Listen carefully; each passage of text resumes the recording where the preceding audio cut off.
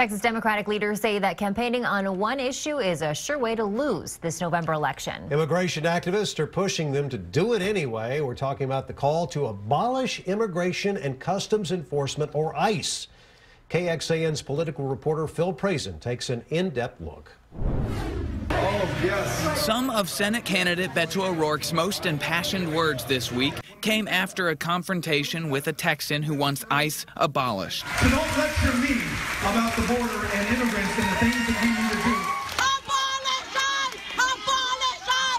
Christina Parker with Grassroots Leadership is one who's calling for eliminating the department. She thinks thousands of officers looking for people to deport is too drastic, since living in America without legal status is a civil violation, not a criminal offense. She says ICE erodes trust between immigrants and local police. So we're talking about people's families. We're talking about the people who live next door to you. The idea of someone out there hunting them down is terrifying. I understand the concerns that many people voice about ICE. But Congressman Lloyd Doggett says the United States needs some type of agency to police its immigration laws. Campaigning on abolishing ICE, he says, would hurt lawmakers trying to fight President Donald Trump's policies at the ballot box. I think that the call for abolition of ICE has played somewhat into his hands, with tweets suggesting that Democrats want to turn over communities to MS-13 and will be after abolishing the police next.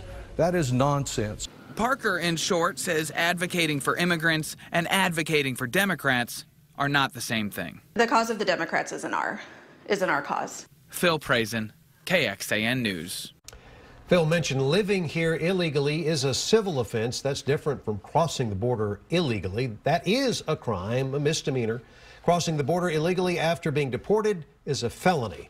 Most of the border crossing enforcement is handled by another department, U.S. Customs and Border Protection, not ICE. Immigration and Customs Enforcement has only been around for 15 years. The agency was created after the September 11th attacks to enhance security.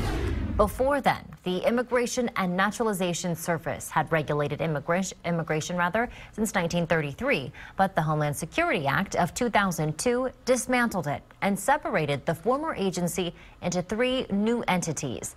The investigative and enforcement functions of the INS, including deportation and intelligence, were moved into ICE.